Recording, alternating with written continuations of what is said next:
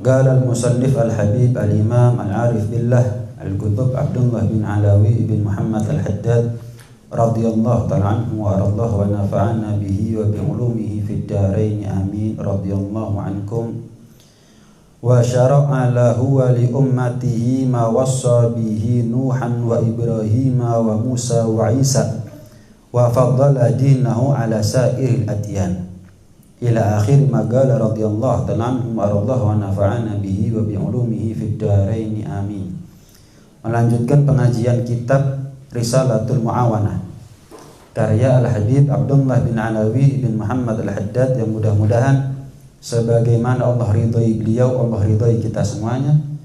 Mudah-mudahan sebagaimana Allah jadikan ilmu beliau manfaat, Allah jadikan ilmu kita juga manfaat. Barakah zahiran wa batinan fid dini wa dunya wal akhirah.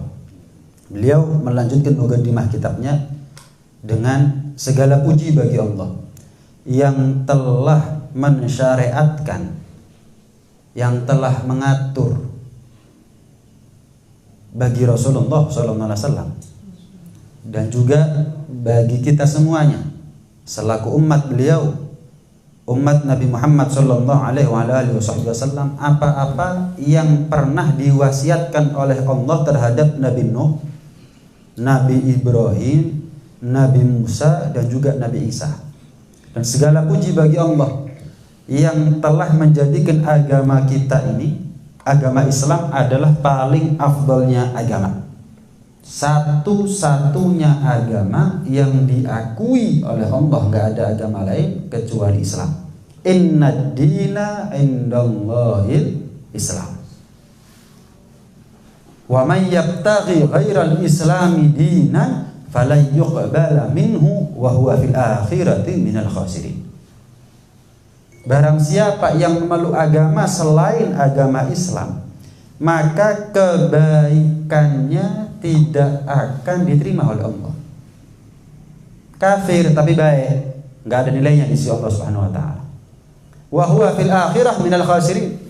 Dan Allah tegaskan di akhir ayat, kelak di akhirat sebaik apapun non muslim, sebaik apapun orang kafir, tetap merugi.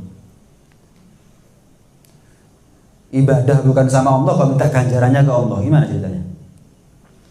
Saya nggak kerja sama jenengan, tapi saya minta gaji ke jenengan, gimana ceritanya? Nyembahnya bukan kepada Allah.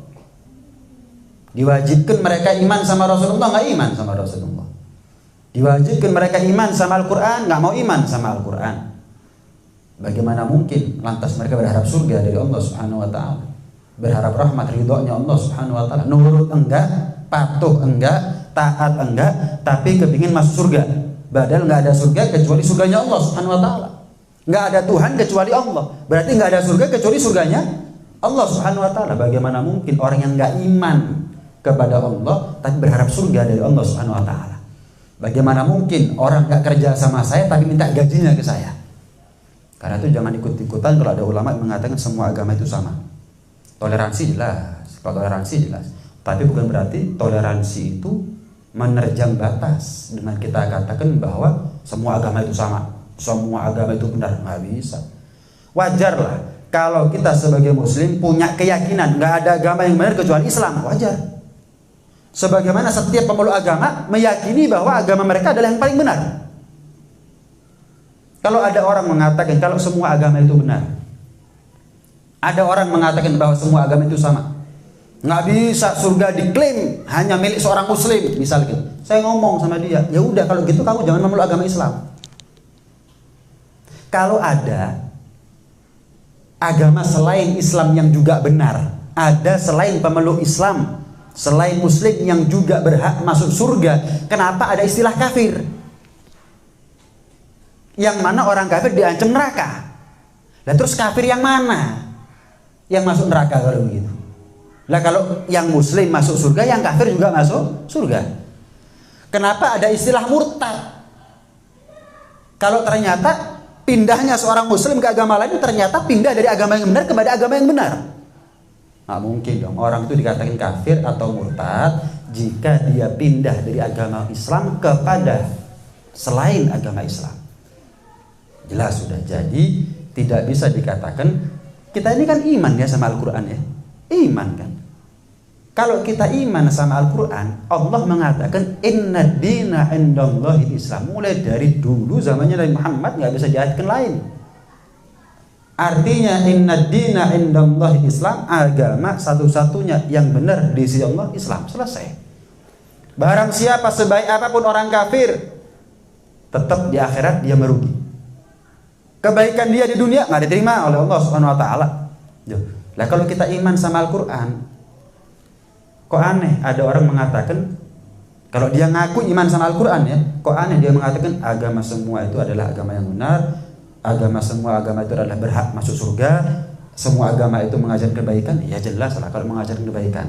Kalau mengajarkan keburukan ya siapa orang mau meluknya? Ya semua mengajarkan kebaikan pasti. Sama seperti orang tua gitu loh. Sama seperti orang tua didik anak, namanya orang tua didik anak pasti mengajarkan yang baik. Jelasnya. Jadi nggak bisa karena semua agama itu mengajarkan kebaikan lantas kita generalisir semua agama itu benar tadi. Semua agama pemeluknya berhak masuk surga. Nggak bisa. Saya bicara ini bukan dalam rangka apa-apa, nggak ada tendensi apa-apa kecuali menjaga akidah kita masing-masing. Nah kalau memang semua agama itu benar, ngapain ada mu'alaf center loh gitu? Semua agama benar. Semua agama berhak masuk surga pemeluknya, buat apa ada mu'alaf-mu'alafan kalau gitu? Ada mu'alaf center buat apa? Ucap syahadat buat apa? Tetap kok kafir aja gitu. Kenapa? Masuk surga juga. Rusak tatanan agama kalau sudah begitu. Gara-gara ucapan semua agama benar, semua agama pemeluknya berhak masuk surga, rusak tatanan agama. Mu'alaf nggak direken nanti. Percuma lah mu'alaf. Kalau ternyata masuk surga nggak perlu mu'alaf. Nggak bisa loh. Rusak gitu loh. Nggak bisa. Ini pembahasan akidah. Ini penting. Baik. Syariat Islam, syariat Nabi Muhammad sallallahu alaihi wasallam adalah syariat yang sempurna. Tidak ada syariat yang lebih sempurna melebihi syariat kita sebagai umat Nabi Muhammad sallallahu alaihi wasallam. Al-yauma akmaltu lakum dinakum. Aku Allah telah menyempurnakan bagi kalian agama kalian. Berarti tidak ada syariat. Ya Nabi Nuh punya syariat, Nabi Ibrahim punya syariat, Nabi Musa, Nabi Isa juga punya syariat. Cuman syariat yang paling sempurna itu adalah syariat Nabi Muhammad SAW. Yang mana syariat Nabi Muhammad adalah syariatnya kita sebagai umat Nabi Muhammad SAW. Bukan hanya yang paling sempurna nih syariat Islam, syariatnya Nabi Muhammad, tapi juga yang paling gampang. Di antara syariat-syariat para nabi terdahulu, syariat kita, syariat umat Nabi Muhammad adalah syariat yang paling gampang. Apa contohnya? Di antaranya Allah jadikan tanah, daratan, belahan bumi dimanapun adalah sebagai masjid buat kita. Artinya kita nggak wajib sholat harus di masjid, harus di musola, harus di langgar, enggak. Di lapangan sah, di jalan sah, di atas gunung sah, bahkan kalau perlu di bawah laut, bahkan kalau perlu di atas udara, bahkan kalau perlu di tengah padang pasir, tetap sah. Allah jadikan belahan bumi ini sebagai masjid. Sementara umat terdahulu, para nabi terdahulu kalau mau sholat itu mereka harus masuk tempat ibadah dulu. Nggak bisa sholat di rumah, sholat di jalan, sholat di gunung, sholat di laut, nggak bisa. Harus cari tempat ibadah. Nggak sah sholatnya mereka kecuali di dalam tempat ibadah mereka masing-masing. Sementara kita tidak. Enak nggak berarti? Enak. Kita mau sholat dimanapun sah. Cuman yang jelas yang lebih afdal adalah sholat di masjid, jelas. Cuman bukan berarti harus di masjid. Kalau nggak di masjid berarti nggak sah, enggak. Yang kedua, wa ju'ilat liyal ardu masjidan wa tuhura. Allah jadikan tanah ini sebagai media taharah buat kita. Allah jadikan tanah sebagai alat bersuci buat kita dalam tayammum. Kemudian ketika kita terkena najis mughalladhah. Iya. 7 kali basuhan, salah satunya dicampur dengan debu. Itu ada hikmahnya semuanya. Nah, ini yang pertama. Syariat yang gampang, syariat yang memudahkan bagi pemeluknya. Kemudian yang kedua adalah wudu. Wudu ini kalau dahulu kala itu adalah syariat para nabi, tapi tidak disyariatkan untuk umat-umat mereka. Nabi Isa itu wudu, Nabi Musa itu wudu, Nabi Nuh itu wudu, Nabi Ibrahim itu wudu. Tapi umatnya mereka nggak ada wudu. Sementara kita bukan hanya Nabi Muhammad yang wudu, kita pun juga ikut wudu. Apa fungsinya wudu? Wudu itu setiap tetesan melunturkan dosanya kita. Karena itu makruh. Hukumnya kapan kita setelah wudu pakai anduk? Kecuali kalau karena terlalu dingin atau terlalu panas. Tapi kalau dalam cuaca yang normal atau airnya suhunya normal, kemudian kita handuki muka kita atau badan kita. Kenapa? Karena setiap tetesan itu bernilai ampunan dari Allah Subhanahu wa taala. Subhanallah. Nah, sahabat pernah tanya kepada Rasulullah SAW, kaifa ta'rifu man lam ya'ti ba'du min ummatika ya Rasulullah? Ya Rasulullah, bagaimana Anda bisa mengenal umat Anda kelak di hari kiamat sementara mereka belum datang ketika Anda hidup? Kita ini kan hidup setelah Rasulullah wafat. Bagaimana caranya Rasulullah bisa kenal sama kita? Maka Rasulullah SAW menjawab, ara'aita law anna rajulan kana lahu khailun ghurrun muhajjalatun baina dhahranai khailin duhmin alam yakun ya'rifuha. Maka dijawab oleh Rasulullah dengan pertanyaan, bagaimana menurut kalian kalau seandainya ada di antara kalian yang punya kuda, tapi kuda kalian punya ciri khas? Apa itu? Jambulnya putih, badannya hitam, jambulnya putih, keempat kakinya putih, ekornya putih. Kuda kalian punya ciri khas seperti itu, jambulnya putih, empat kakinya putih, ekornya putih. Kumpul sama kudanya orang lain yang semuanya hitam, semuanya nggak ada jambulnya putih, kakinya nggak putih, ekornya nggak putih. Kira-kira kalian dengan mudah nggak mengenali yang mana kudanya kalian? Ya gampang, ya Rasul. Lawang kudanya saya tok yang jambulnya putih, ekornya putih, kakinya putih, sama cuman umatku tok nanti kapan di hari kiamat dibangkitkan oleh Allah Subhanahu wa taala di padang mahsyar yang mukanya bercahaya, tangannya bercahaya, kakinya bercahaya, kepalanya bercahaya. Karena sebab apa? Min atharil wudu, karena sebab bekas air wudu mereka. Kenapa? Umat terdahulu nggak ada wudu, nabinya ada, umatnya nggak. Berarti wudu ini adalah manfaat buat kita, zahir atau batin. Bersih batinnya, ampunan dari Allah. Manfaat buat kita dunia maupun akhirat. Gara-gara bersih kita selamat dunia, gara-gara ampunan kita selamat di akhirat.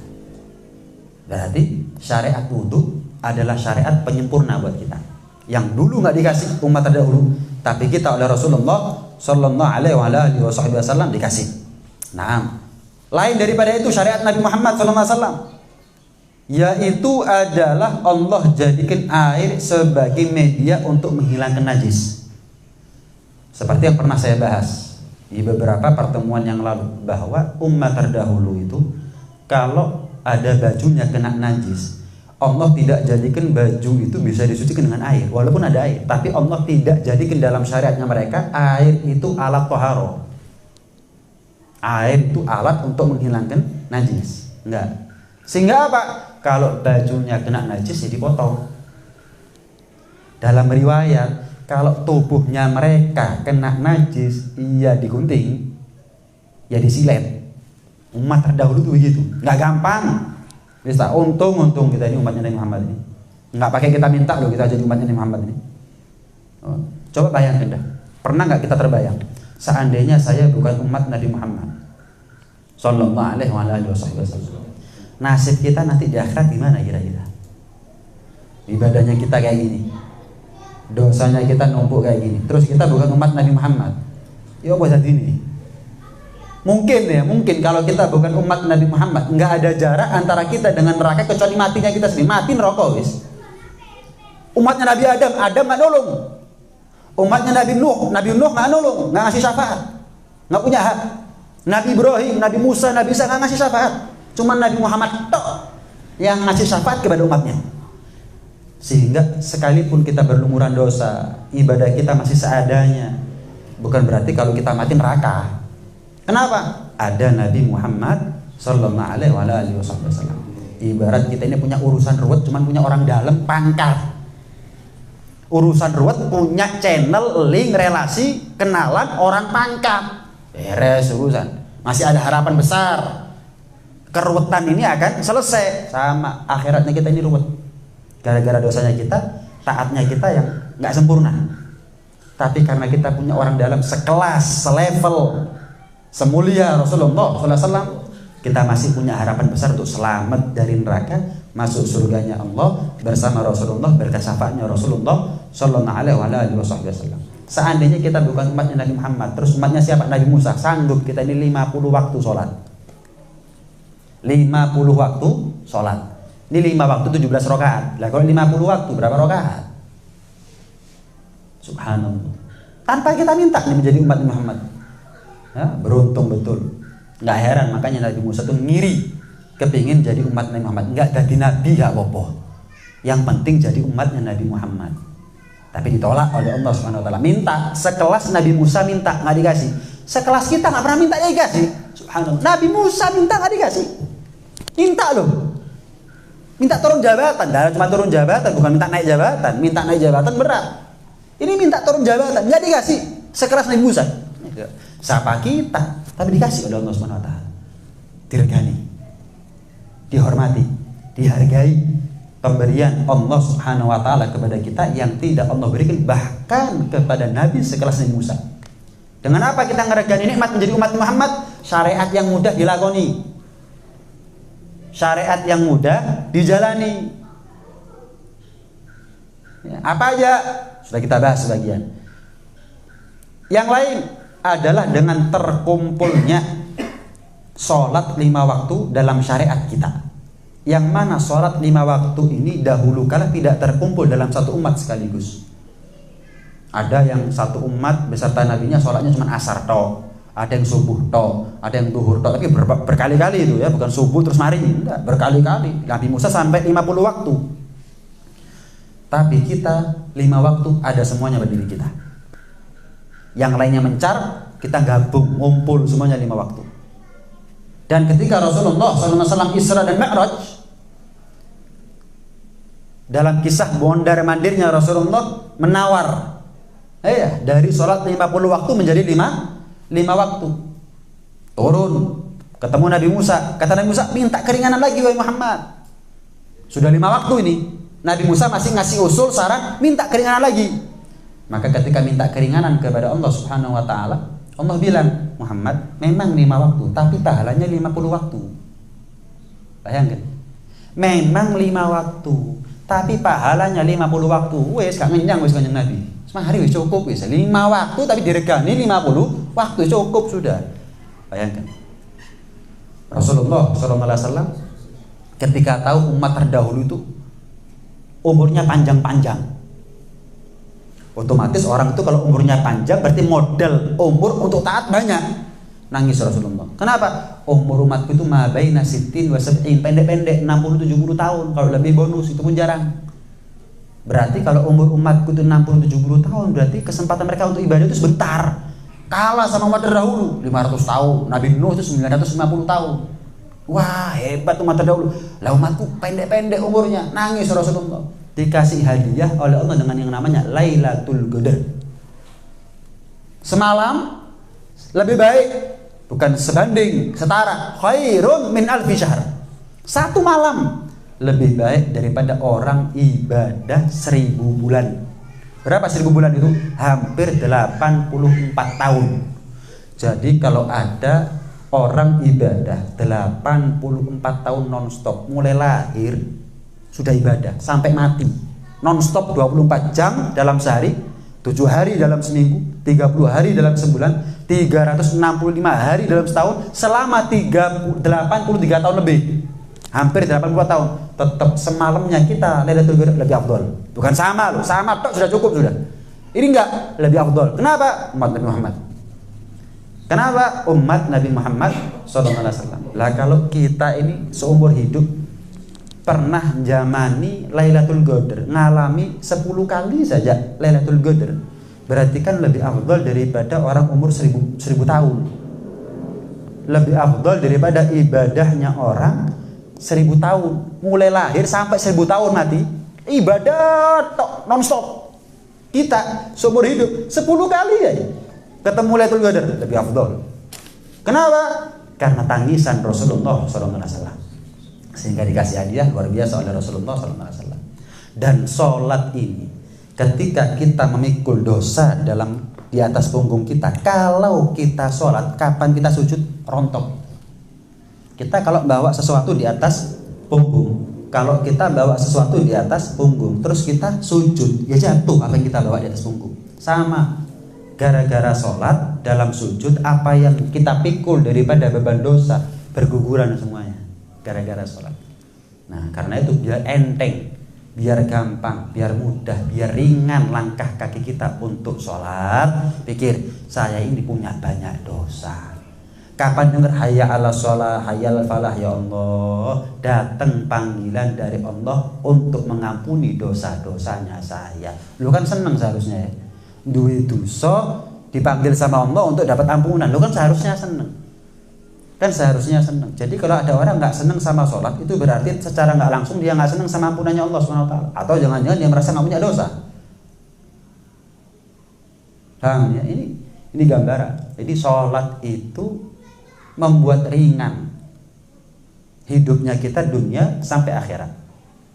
Nah, Rasulullah SAW pernah tanya kepada sahabat, wahai sahabatku, bagaimana jika kalian punya rumah, di depan rumah itu ada sungai yang jernih, sungai yang bersih, terus kalian setiap hari mandinya 5 kali, apakah masih ada sisa kotoran yang menempel pada badan kalian? Enggak ada ya Rasul.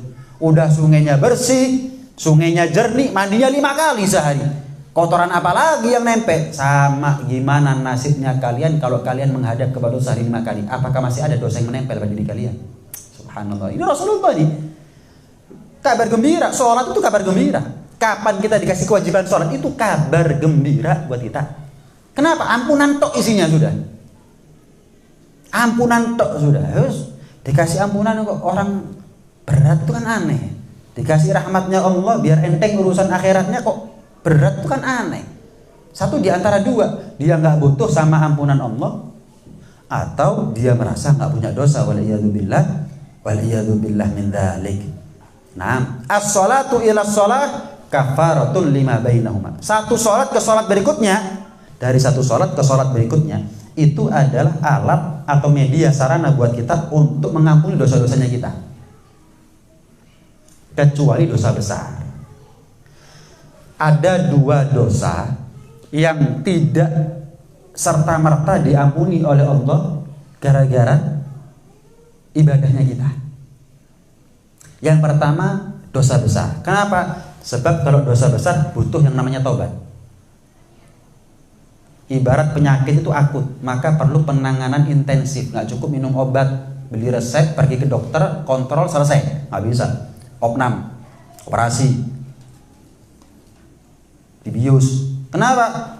Akut. Sama, ada dosa kecil, ada dosa besar. Maka kalau dosa kecil, gara-gara wudhunya kita bersih, dosa kecilnya kita. Gara-gara dosa besar, gara-gara sholatnya kita bersih, gara-gara puasanya kita bersih. Tapi kalau dosa besar butuh penanganan lebih. Apa itu? Tobat. Tobat itu janji tidak mengulangi, menyesal atas apa yang sudah terlanjur dia perbuat. Kemudian tobat itu diterima selagi nyawa belum sampai kerongkongan atau matahari belum terbit dari barat ke timur alias kiamat. Nah, ini dosa besar, butuh tobat. Yang kedua, dosa yang tidak serta-merta diampuni karena sebab ibadah kita, wudhunya kita, sholatnya kita, puasanya kita, adalah dosa antara kita sama manusia. Kenapa? Lah kalau saya punya dosa sama jenengan terus Allah ampuni, kan berarti Allah zalim sama jenengan. Jelas ya? Lah kalau saya punya salah dosa sama jenengan, saya tobat sama Allah kemudian diampuni dosanya saya, lah jenengan kan nggak terima. Loh, terus haknya saya kan dirugikan ya Rabb. Haknya saya ini kan dirugikan ya Allah. Cuman ada kabar gembira juga. Terus gimana Bib, saya ini punya dosa, punya salah sama manusia, nggak kurang-kurang ini segala macam. Nanti di akhirat Allah buat damai dua orang ini. Allah buat damai dengan cara apa? Fulan, tuh lihat surga. Ya Allah, saya sudah melihat surga.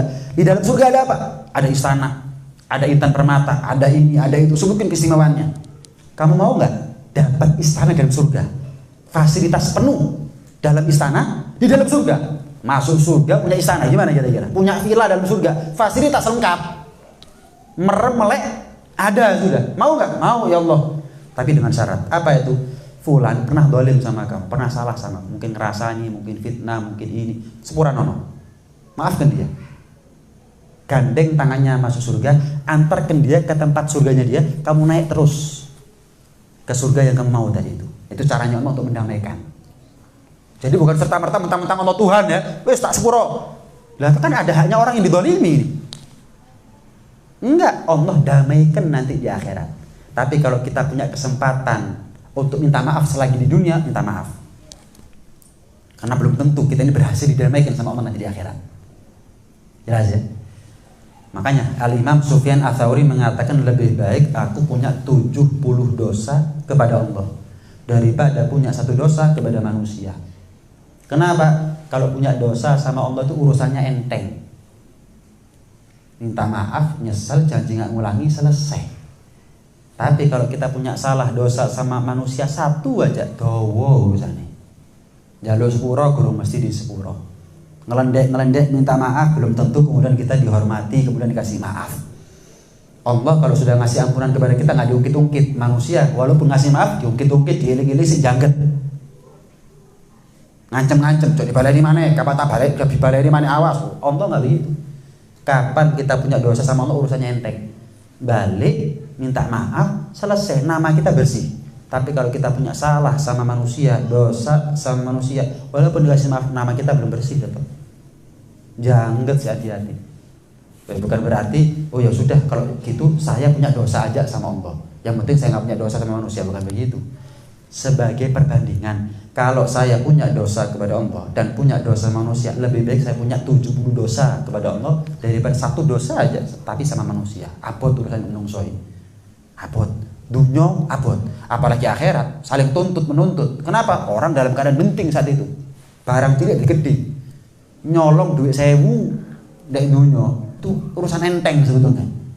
Tapi urusan di akhirat 1000 itu menjadi peluang buat dia untuk ngerampas pahalanya kita. Atau melimpahkan dosanya kita kepada dia. Oh, tahu nyolong tiba no. Oh, nyolong 1000, tak tuntut. Kenapa? Gara-gara saya nuntut, saya kehabisan dosa, pahalanya dia diberikan oleh Allah kepada saya. Urusan enteng di dunia jadi urusan berat nanti di akhirat. Kenapa? Keadaan genting ada di sana. Baik. Iya. Kemudian di antara syariat yang Allah berlakukan buat kita sebagai umat Nabi Muhammad sallallahu alaihi wasallam adalah adzan dan qomat. Adzan dan qomat. Diceritakan ketika Rasulullah Mi'raj. Ketika Rasulullah SAW Mi'raj, satu malaikat diperintah oleh Allah untuk mengumandangkan adzan di langit. Setelah adzan, maka Jibril menuntun Rasulullah untuk maju sebagai imam, sholat di atas langit. Yang mana makmumnya bukan hanya para malaikat, tapi juga para nabi. Nabi Nuh, Nabi Ibrahim, Nabi Musa, Nabi Isa, semua menjadi makmumnya Rasulullah SAW. Adzan di langit, maka Allah ingin mengabadikan momen adzan di langit ada di atas dunia, sehingga Allah syariatkan adzan di atas dunia. Jadi adzan bukan hanya ada di langit, tapi adzan juga ada di atas dunia. Sebagaimana langit pernah mulia gara-gara adzan, imamnya nabi, makmumnya para nabi dan para malaikat, Maka di dunia pun juga ada kemuliaan bagi dunia, bagi bumi dengan adzan. Pernah imamnya Nabi dan pernah imamnya para sahabat, juga orang-orang mulia. Itu gambaran. Dan ada beberapa bacaan yang bisa kita lakukan kapan kita dengarkan adzan. Di antaranya, kita ini kalau dengar adzan, selesai adzan ya, Allahu Akbar, la ilaha illallah, baca doa sebagaimana biasanya. Perlu ditambahkan dengan bacaan marhaban bil ghailina adla wa marhaban bis sholati ahlan wa marhaba. Marhaban bil qailina ahla wa bis sholati marhaban bil qailina adla wa bis sholati marhaban wa ahla. Saya ulangi, marhaban bil qailina adla wa bis sholati marhaban wa ahla. Itu sunnah kita baca. Apa faedahnya? Keuntungan kita baca setelah adzan doa tersebut, Allah akan berikan kepada kita 100.000 pahala. Kemudian Allah hapus dosa kita 100.000 dosa, dan Allah angkat derajat kita 100.000 derajat. Bayangkan. Ya, kalau sudah begitu apa masih ada sisa dosa buat kita? Jadi sebetulnya nyari ridhonya Allah, nyari surganya Allah sangat-sangat gampang kalau kita tahu triknya, tahu caranya. Termasuk cara trik gampang masuk surga, dengar adzan, baca marhaban bil qailina adla, marhaban wa bis sholati ahlan wa marhaba. 100.000 pahala, 100.000 ampunan, 100.000 derajat. Subhanallah. Pernah satu orang merasa aneh, lah kok cek gampangi, Allah itu maha loman kok. Pernah ada seorang penyair, zaman dahulu penyair itu dibayar untuk memuji seseorang, dibayar. Ibarat buzzer lah kalau sekarang tuh ya. Buzzer kan suruh untuk muji kemudian dibayar. Zaman dahulu ada buzzer tapi penyair. Nah, muji raja bayar.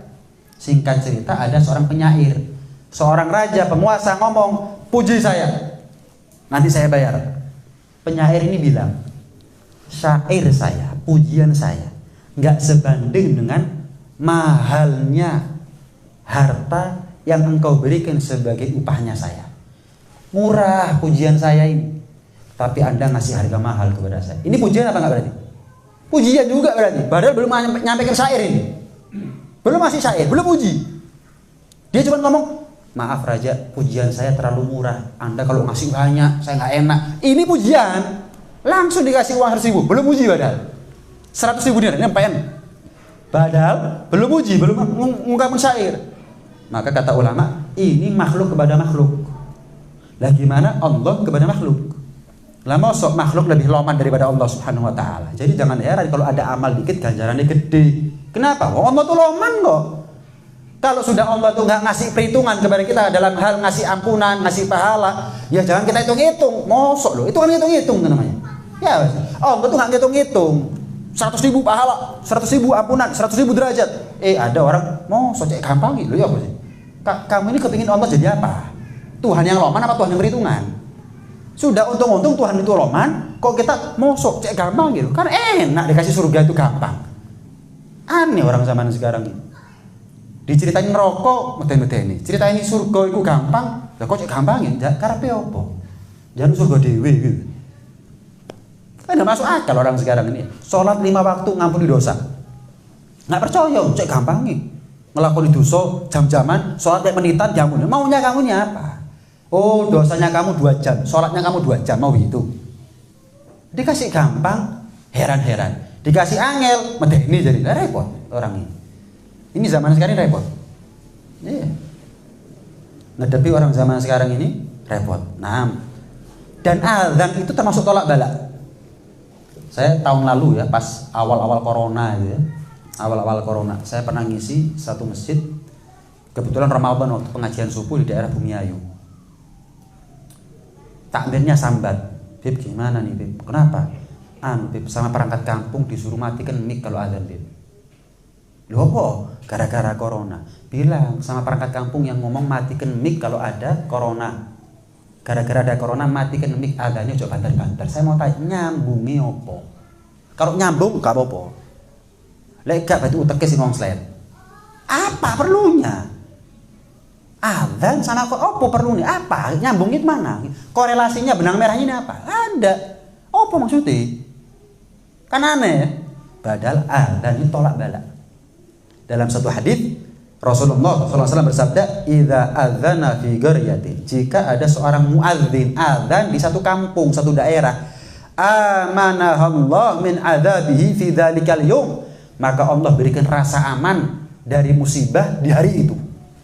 Jadi kalau satu kampung ada adzan, insyaallah aman kampung itu. Ya tetap berlaku yang namanya takdir ya. Orang meninggal ya tetap. Bukan kalau ada terus kalau wong blas meninggal blas, cuman meninggalnya itu ya wajar, bukan karena gempa bumi, bukan karena tanah longsor, bukan karena tsunami, aman daripada musibah. Tetap ada yang meninggal walaupun ada yang adzan. Pernah diceritakan ada satu orang soleh mimpi di kota Baghdad, Irak. Dalam mimpinya itu air sungai di kota Baghdad itu pasang. Dalam mimpinya ketika dia melihat air sungai di kota Baghdad itu mulai pasang, dia naik ke atas loteng. Ngelihat yang namanya kota Baghdad seolah-olah mau tenggelam. Naik pasang. Wah, kelem nih kota Baghdad. Turun dua malaikat menjadi manusia. Satu malaikat tanya, malaikat, kamu ngapain turun? Saya diperintah tadinya oleh Allah Subhanahu wa taala untuk menenggelamkan kota Baghdad. Loh kenapa? Semalam 700 keperawanan wanita hilang dengan cara yang haram. Ada yang senang karena senang, ada yang karena zina, ada yang karena perkosaan, macam-macam. 700 keperawanan di kota Baghdad semalam ini toh hilang dengan cara yang haram, bukan karena sebab kawin. Hilang dengan cara yang haram. Allah ngamuk. Allah perintah saya pagi ini untuk menenggelamkan itu kota Baghdad sebagai siksa bagi Allah, siksa bagi mereka dari Allah Subhanahu wa taala. Terus nggak jadi kata Allah. Kenapa? Ini subuh ada 700 musola, langgar, wakaf, masjid yang mengumandangkan adzan masing-masing. Maka Allah palingkan. Ini jadi adzan tolak balak. Ya, malah awal-awal corona kan ada viral itu di Jerman itu nggak pernah ada adzan. Gara-gara ada corona akhirnya dikumandangkan itu adzan. Kenapa? Peneliti Jerman, ya subhanallah, memang kita ini nggak tahu hikmah daripada syariat kecuali nanti di akhirat terbuka itu semuanya. Ternyata adzan itu bisa membunuh daripada bukan hanya corona tapi sesuatu yang buruk. Bukan hanya corona tapi sesuatu termasuk corona. Sehingga karena peneliti Jerman itu menemukan itu, beberapa daerah di Jerman walaupun nggak semuanya, bukan perintah nasional tapi beberapa daerah mengaku itu kemudian diperintahkan untuk memandangkan adzan bagi muslim di sana. Padahal di Jerman nggak ada adzan. Ada masjid tapi nggak ada adzan. Gara-gara itu justru ada. Di negara muslim malah gara-gara kalau dilarang adzan ya Arabi. Kok nyari sensasi di sini lain gitu. Ya kalau nggak nyambung ini kan kesian. Jadi bahan tertawaan orang nih. Alhasil bicara tentang syariat Nabi Muhammad SAW ini banyak. Ini kitab semuanya bahas tentang syariat Nabi Muhammad. Berapa halaman bahas syariatnya Nabi Muhammad doang. Cuman insya Allah di pertemuan akan datang kita bahas tentang syariat Nabi Muhammad yang lebih mulia dibandingkan dengan syariat-syariat terdahulu. Yang jelas kita nih syariat Nabi Muhammad nih syariat yang paling enteng tapi pahalanya paling besar. Makanya karena syariatnya paling enteng tapi ganjarannya paling gede, maka umat yang pertama kali masuk surga adalah umat Nabi Muhammad. Kenapa? Enteng ganjarannya gede. Subhanallah. Jelas ya? Abot ganjaran gede wajar tapi gak kelakon. Kok abot? Nah kalau enteng ganjaran gede kelakon. Karena enteng ganjaran gede wong sergep. Akhirnya paling cepat masuk surganya. Itu hikmah kenapa Allah berikan syariat kepada kita yang gampang tapi pahalanya paling besar di antara umat terdahulu. Agar apa? Kita menjadi umat yang pertama kali masuk surga dibandingkan umat terdahulu. Begitu. Contoh saya tutup dengan satu syariat. Apa itu puasa Ramadan? Rasulullah SAW pernah bersabda begini, aku ini dan umatku diberi 5 perkara di bulan Ramadan yang tidak Allah berikan kepada Nabi dan umat terdahulu. Jadi kita ini dapat sesuatu yang Nabi dahulu nggak dapat. Jadi bandingannya bukan umat ke umat. Kita dapat sebagai umat, Nabi dulu nggak dapat. Khusus Ramadan toh. Apa? Yang pertama singkat saja. awal malam bulan Ramadan Allah letakkan pandangannya. Malam pertama bulan Ramadan, malam tarawih. Malam pertama tarawih, besok Ramadan hari pertama, sekarang tarawih pertama. Malam ini juga Allah pandang kepada kita semuanya. Barang siapa yang enggak maksiat di malam itu, lam yu'adzibhu abada, tidak akan disiksa oleh Allah selama-lamanya. Ada orang itu masuk surga tapi leren masuk neraka. Siapa yang mau masuk surga leren masuk neraka? Maunya kita ini masuk surga lancar, nggak pakai neraka-nerakaan. Nah, salah satu cara ikhtiarnya kita, pastikan malam pertama Ramadan kita taat sama Allah. Jangan mending terus. Jangan. Kenapa? Lah kalau kita di malam awal Ramadan gagal mendapatkan pandangan rahmatnya Allah Subhanahu wa taala, fatal akibatnya. Allah pandang rahmat, kita nggak ada di situ. Tidak termasuk di antara mereka yang mendapat rahmatnya Allah Subhanahu wa taala, fatal akibatnya. Ini yang pertama. Yang kedua, bau mulut yang nggak enak dari puasanya kita, itu Allah kasih ganjaran bau wangi dari mulutnya kita sewangi minyak misik nanti di akhirat yaumul qiyamah. Umat terdahulu ada puasa, ada ya ayyuhalladzina amanu kutiba alaikumusiyam kama kutiba ala ladzina min qablikum la'allakum tattaqun. Umat terdahulu ada puasa, cuman bau mulutnya mereka nggak dihargai apa sama Allah. Tapi kita bau mulut tok nggak enak itu diregani sama Allah. Apa? Bau mulut yang wangi nanti di akhirat di hari kiamat, sewangi minyak misik. Yang ketiga, para malaikat senantiasa memohonkan ampun, mengistighfari kita setiap malam sampai akhir Ramadan. Setiap hari para malaikat. Kalau kita ndonga minta ampun, belum tentu diijabah. Kalau sudah malaikat turun tangan demi hajatnya kita, ampunannya kita, kabul doanya malaikat. Itu setiap hari, setiap malam sampai akhir Ramadan. Makanya kita ini harus senang kalau ketemu Ramadan 30 hari. Jangan senangnya 29 hari kita ketemu Ramadan. Harus senang kita ketemu Ramadan 30 hari. Kenapa? Semakin besar potensi kita untuk mendapatkan ampunannya Allah Subhanahu wa taala. Kenapa? Malaikat itu memintakan ampun untuk kita. Enggak. Puasa besok apa lusa? Lusa aja. Lebaran besok apa lusa? Besok. Ya, 28 hari berarti. Mana ada bulan Arab tahun kehabisan? Enggak ada. Bulan Arab itu kalau enggak 29 30, enggak ada 28, enggak ada 31. Kemudian yang keempat bahwa Allah perintah yang namanya surga untuk berhias dan siap-siap. Kita ini umat terakhir. Paling dekatnya umat dengan kiamat ya kita ini sudah umat terakhir. Berarti ketika bulan Ramadan Allah perintah surga itu untuk siap-siap nyambut kedatangan kita. Kenapa? Dirungkas kiamat di surga, kata Allah. Ista'idhi wa tazayyani, siap-siap ya, berhiaslah kamu. Sebentar lagi umat Nabi Muhammad adalah umat yang paling banyak masuk ke dalam kamu. Umat yang paling banyak menghuni surga itu adalah umatnya Nabi Muhammad. Kenapa? Umat yang paling banyak umatnya Nabi Muhammad SAW. Nabi Nuh itu dakwah 950 tahun, yang selamat cuma 70 orang. Jadi bahtera begitu besar, isinya binatang sama manusia, lebih banyak binatangnya daripada manusianya. Umat terdahulu itu dikit-dikit, tapi umatnya Nabi Muhammad miliaran, mulai dari beliau terutus sampai sekarang. Beliau Rasulullah wafat saja, meninggal, itu sahabatnya ada 124.000 sahabat. Itu di masa hidupnya beliau. Lah kalau sudah sampai dihitung sampai sekarang, apalagi sampai kiamat tuh, miliaran umatnya Nabi Muhammad ini. Miliaran, silih berganti mati, ada hidup lagi mati, hidup lagi beranak pinak. Umat yang paling banyak menuju surga adalah umat Nabi Muhammad SAW. Dan yang kelima adalah kalau sudah di akhir Ramadan, Allah lipat gandakan ampunan tadi itu. Allah lipat gandakan ampunan. Mulai awal sampai akhir. Berapa sih? Allah perintah malaikat untuk ngitung. Malaikat, mulai awal Ramadan sampai malam ini. Besok lusa Id, besok hari Ramadan terakhir. Mulai malam pertama sampai sekarang. Berapa total manusia umat Nabi Muhammad yang aku ampuni dosa-dosa mereka? Oh sekian juta, sekian miliar ya Allah. Aku beli sekarang. Kok sudah malam lebaran itu ente-entean Allah ngasih ampunan kepada kita. Karena itu kalau sudah malam pertama Ramadan jangan sampai maksiat. Malam lebaran jangan sampai maksiat. Malam pertama gagal kita dapat pandangan rahmat dari Allah.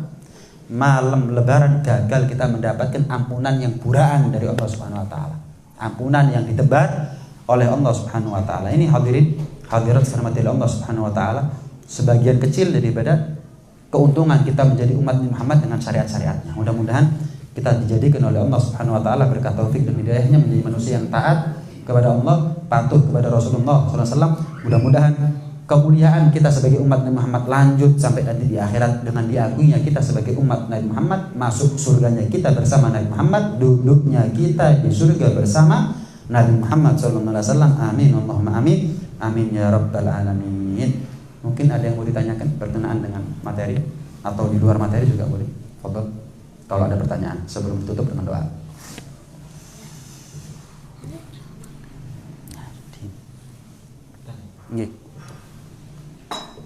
Tadi disebutkan syariat Islam adalah syarat yang paling sempurna dan paling mudah dan gampang.